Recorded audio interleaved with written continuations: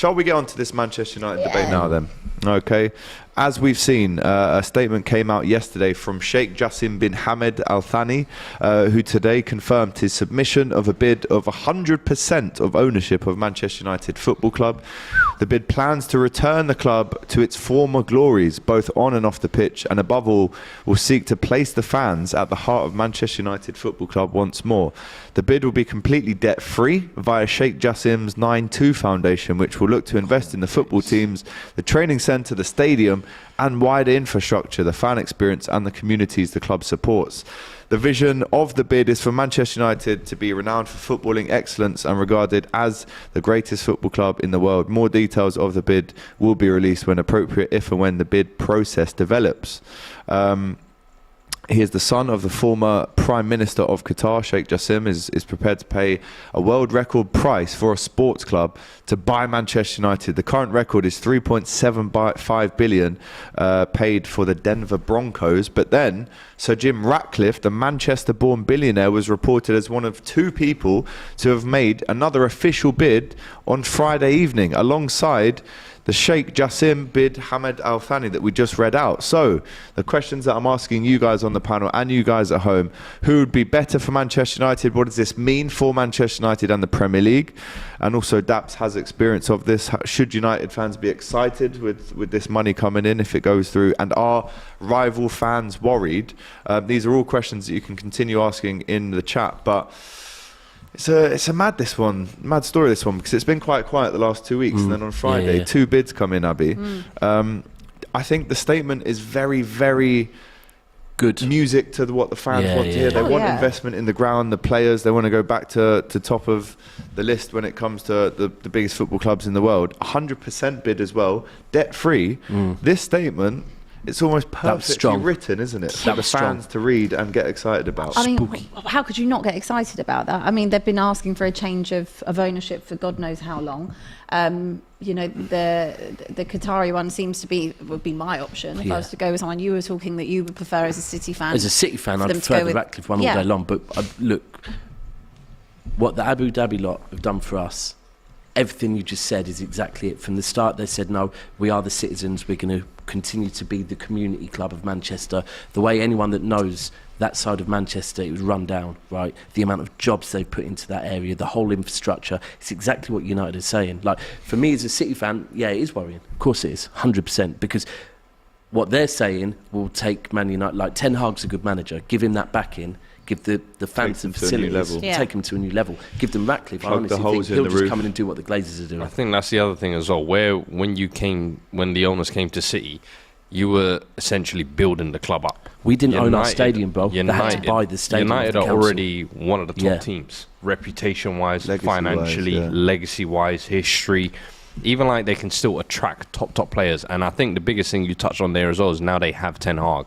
I feel like since Ferguson left, this is probably, I would say Jose as well, but this is probably the first manager I would say you can actually trust to build the vision of the club. And I really feel like if you give him now the owners that are coming in, the Qataris, the vision they want to build in as well. If you've seen how his family members have done with PSG, what they've done over the past 10 years, you could say they haven't won the Champions League, but institutionally, where PSG were in comparison to now, I can imagine OT getting renovated. I can imagine that training ground that Ronaldo was talking about getting completely renovated. New hot tubs, new toasters. New hot tubs. New chefs. The chef will be chefing. Like, it'll be crazy. And you think with United already being what it is, still as attractive as it is, with all that money, you have a serious manager there.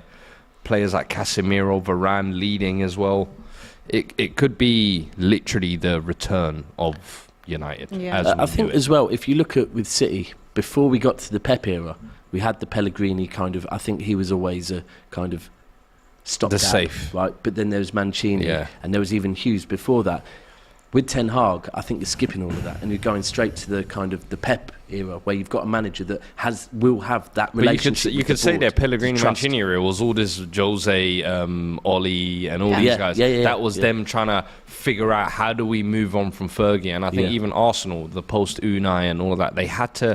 Once you have a manager for that block period, and I'm sure you guys will go through it as well once your managers leave, it's hard to fill those boots. It's always going to be difficult. So when you go through them trials and tribulations. They've landed at the right manager. Now it's just the ownership. It's crazy. Huge. It almost begs the question to say this sounds ideal for Manchester United. But is it ideal for the owners? However, it begs the question: shouldn't they have done this a bit sooner? But this thing, when we say done this sooner, we're meaning the Glazers, right? In terms of Glazers, because the Glazers are making that. This is the key. This is not the fans making the decision, because the fans would have done this a long time ago. This is on the Glazers, and which ones the Glazers decide to sell to, and will it be? Is Ratcliffe's American but British passport? Is that? I think he's British. Yeah, he's British. Whatever it is, Or will they go with the Qatar lot? And that's down to the Glazers. And but for me, that's where the club. It's in their hands. No one else. You have to look at it from an aspect, though. Has United been more appealing than it has been in the last 10 years? Let's be honest. The last 10 years, it's been almost like a slow, steady decline. I think Jose, that first year when he came in, he kind of gave him a couple of trophies, finished second the next year. But you could always see beyond the surface, it's still not all good there. I feel like now with Ten Hag coming in, Lisandro, Casemiro, Anthony, Sancho, Rashford in the form of his life, I can see enough pieces there where they can build a core squad for the next 2 or 3 years. They have the right manager. It's just a case of giving them the right backing. And we always say, we're Spurs fans. We've been crying. Think about this week, we were told that there's an American Iranian that wants to buy us, is going to be submitting a bid. And before that even could get anywhere, Tottenham came out and said, absolutely not, unless it is sky high. And we've been down this route before. And they were offering a nice £3 billion. Listen, take the debt. And Daniel Levy's still like, nope, we'll be the very last club in this league. Southampton. And that's the thing. I think the thing with every chairman is, or every owner of a club, they want to sell it when they can get their highest value for it. I think now you've kind of seen that little bit of an upswing in United. Yeah. You know what? We've milked it for about 20 years. The stocks are probably pretty high right now. Why don't we offload it while we can? Because they probably won't get this type of figure. And they're also open to selling. So at this point, you know, they can have a bidding war between the two of them and decide who they can sit back and watch, can't they? It's a nice position to be in. I'd be really, really happy at the moment if I was a United fan. The only thing I'm sure United fans will be upset about is the fact that the Glazers will be walking away with this cash-rich pockets full, having drained the club for the last 20 years. Because I think there was even a stat sheet that came out over the owners of how much they've put into every club. Spurs, it was 0. Yes. But United, it was actually a net negative. So it's like they're taking money out of the club, and it's like for them now to have bought the club for, I think it was 500 or 700 million or whatever it was, and now to have made what? 5-fold for the good of the club. They just crazy for me, and what they've done to the institution of United, in my opinion, it's ridiculous. But do you know what? Even if they've done that, they'll be very happy to see the back of them. And true, for sure.